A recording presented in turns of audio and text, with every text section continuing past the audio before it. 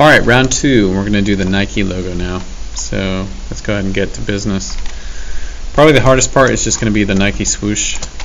So if I get my pen tool out, I know that when I'm drawing circles, if I select it with my direct selection tool and I click on these anchor points, you can see a perfectly drawn circle will have the handles kind of shooting out of the anchor point equally in both directions, and the handles are kind of this indication that they almost give momentum and direction to like where the line, the path of the line will go. So seeing this on the actual image of the circle can be helpful to kind of get this this sense of just where the curves are being directed and how they're controlled by both anchor points and handles. You also notice with a circle there are only 4 anchor points that create that perfect circle, and so typically in the design of any image that's using the pen tool, you want to limit the number of anchor points you have, and it'll just make a much cleaner looking drawing. So I'm going to go into the swoop of this swoosh here, and I like to put anchor points kind of like at the tip of a hill or at the base of a valley. And so in this case, with the Nike swoosh, I'm going to start at the base of the valley. And I'm clicking and pulling the handle out so that the handles kind of fly in either direction, kind of like a tangent to the curve. If I go like this, it's not going to work. Basically, you want to pull the handles in the direction of the curve, like where the curves are going. So that's my first move. I'm actually going to undo that. I'm going to pull in the direction I want to travel, which is this way. So first move, done. Spacebar hand grab. And you can see as I start to move my mouse to the right and find the tip of the Nike swoosh, that the line is almost in the right spot, so I really don't have to do too much adjustment to get it to work. So the next thing I'm going to do is just put an anchor point right at that tip, and I'm going to pull the handle and adjust it, and I'm looking back down the curve to see how close my blue line is aligning with the Nike logo that's beneath there. Now a lot of students at this point, they kind of give up on the pen tool because they never learn how to actually break handle direction.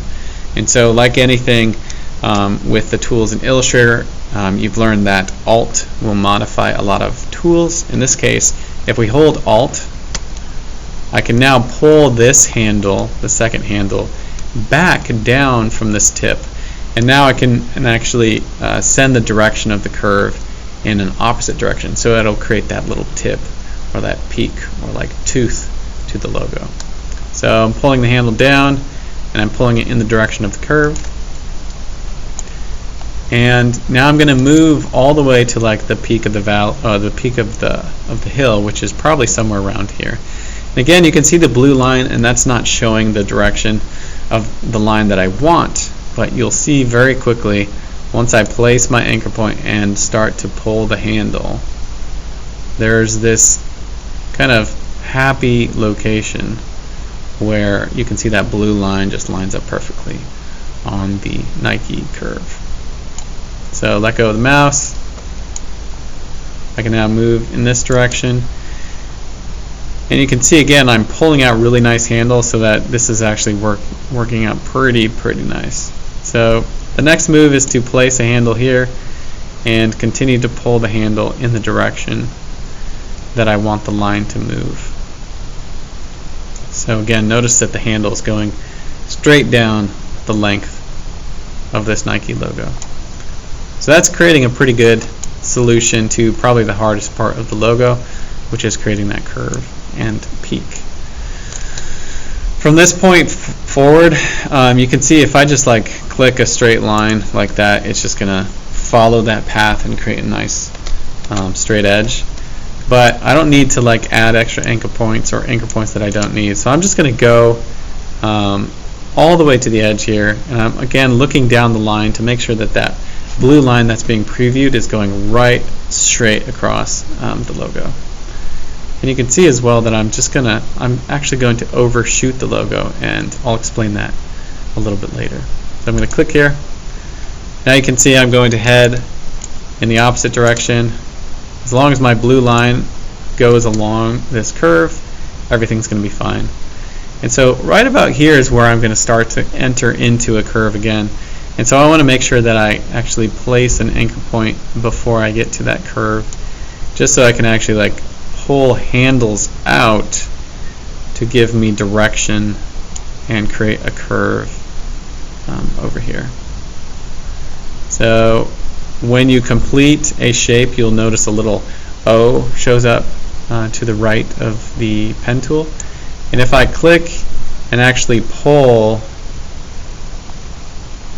in the direction that the curve is going, you can notice that one handle stays the same and then the other handle starts to kind of come out from the bottom. And once it looks right, let go of the mouse. And there we go. So, zooming out a little bit, we've got the logo shape, that swoosh, for most of the image. It's pretty much done. I'm going to do Shift X. That goes from stroke to fill. However, if I zoom in on the tip here, we'll all notice that it's actually kind of like more of a rounded corner to that tip, and perhaps this anchor point can also be moved up just a tiny bit and maybe pulled out somewhere around there. You can see that the little vibrating line that's showing there seems to be a little bit more appropriate. Now, just like with rounded rectangles, I can also pull on this corner to kind of get this more like rounded edge, so it's not a razor sharp edge. However, what you'll notice if I do that, Control Alt,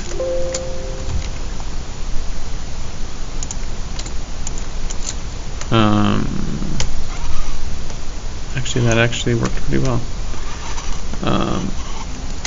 Sometimes when you pull on those little widgets that are in the corner, it will activate all the widgets. So I think it's because I'm in my direct selection tool. So if I'm just in my selection tool, I zoom in there. I guess you have to be in the direct selection. You'll notice that that little circular widget will show up, and you can click and pull it down. Now, if in your case, like as you did that, it actually pulled it down like this, the thing that you need to do is you need to select the actual anchor point that you want, because the Nike logo has a sharp tip on this end, and on this end it is a thin tip. So I'm going to go Control Z, and with my direct selection tool selected, I'm going to click and drag around that anchor point. And what ends up happening is, like, when you take the direct selection tool and just click on that anchor point, like make a selection of it, when you pull that little corner radius widget in, it's only going to apply to that that angle or that corner. So like when I actually start to pull on this widget here and let go, you'll notice that on this side of the logo it still stayed razor sharp. So that's that solution there. Okay, so we've got the hard part done. The next part is just getting into the actual logo type. So Nike. In this case, again, I think it's a Helvetica solution. So we don't have Helvetica on this computer, or on most Windows, I guess. So what I'm going to do first is just type out Nike. I've got a Cumin Concept Bold. I'm going to increase the type by just clicking on the characters palette until it gets to about the same height. So that's working pretty well. I don't think this is the right font though, so I'm going to look in the font family, and that's where you see right below a Cumin Variable Concept. There's another drop-down menu that says bold right now. And anytime you see this, it's a good indication that the typeface you're working with is a very extended typeface. And so there's lots of families to the member, which means that there's all different kinds of versions of this typeface that you can use that were actually designed by a typographer. And so that means that, yeah, without having to mess with the type too much, you can just use what you got there. So I'm going to see if black italic gets me part of the way there, because the type is slanted. In order to get more options within your character palette, you can also go to Window and then scroll down to Type right here and then hit Character. You can see the keyboard shortcut is Control-T to get the character palette. And I like to hit on the little pancake window here and then hit Show Options because I like to see all my options. So Nike is set. I'm going to zoom out a little bit. And the first thing I'm going to modify without distorting the type is I'm just going to modify the tracking.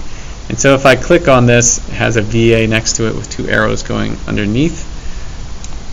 If I click on the down arrow, the tracking is turning negative.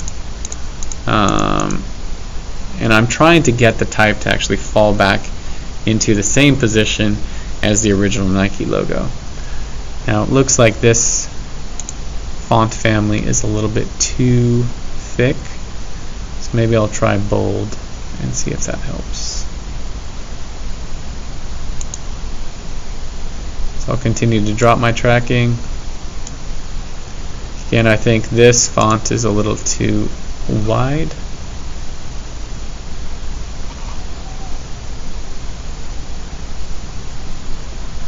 Semi-condensed black might get us a little closer, but actually that's still too tight.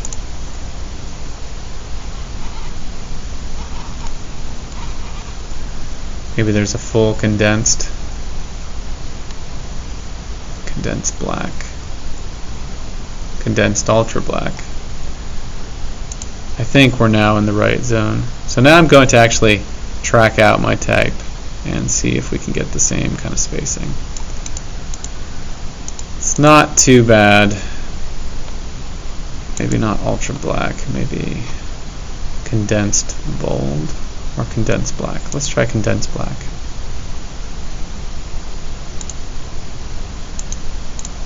Alright, probably somewhere around there. I'm going to increase my point size.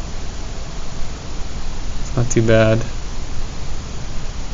Okay, and then I'll deselect. So the type can get a little bit tighter just because I'm looking at the space between the I's. So the I to the N and the I to the K can get a little bit tighter. So I'm just going to pull those in just a little bit more, somewhere around there. And now what I'm going to do is I'm going to use what's called the skew tool. And for those of you, or the shear tool actually, it ends up skewing the type. So for those of you that have your all your tools shown to the left, if you don't, you can go to Window, Workspace, Essentials Classic, and you can also reset your Essentials Classic if you don't have this tool showing. And then to the side here, you'll see the scale tool. If you hold on it, the tool that's right below it is called the shear tool. And so long as you have your text selected and you click on the shear tool, you can then click and drag the text and it'll start to actually pull it in the direction of that angle. And so I like to hold shift while I do it as well, and that will just make it, it'll make the base not drop down too far. So again, we haven't really distorted the text except for doing that shear effect. So I can also modify and see if I can bring the type in just a little bit more with my tracking. And I would say for this purpose, like, we're pretty close. Again, it's not going to be exactly like using Helvetica, but it gets close.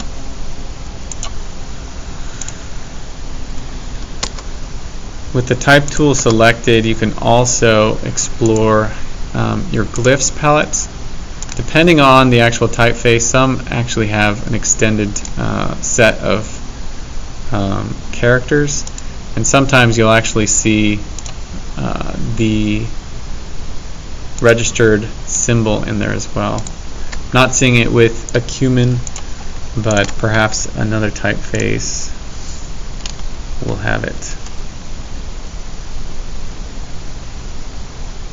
We can try Arial, bold. Arial is kind of like Windows Helvetica.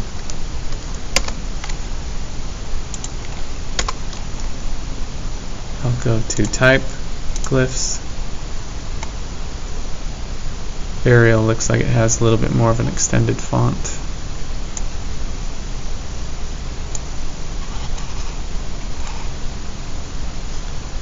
Got the @ symbol.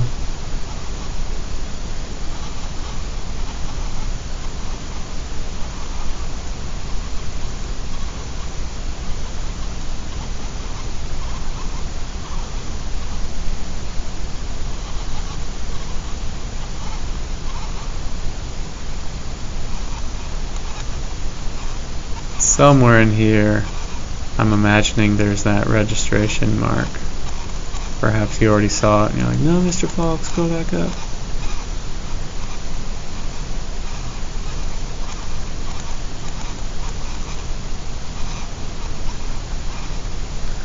I actually don't see it at all. I'm going to look for that, but just for the sake of making this demo not super long, we'll call that done. Again, I'll find those registration symbols and perhaps I can teach you where those are in class. All right.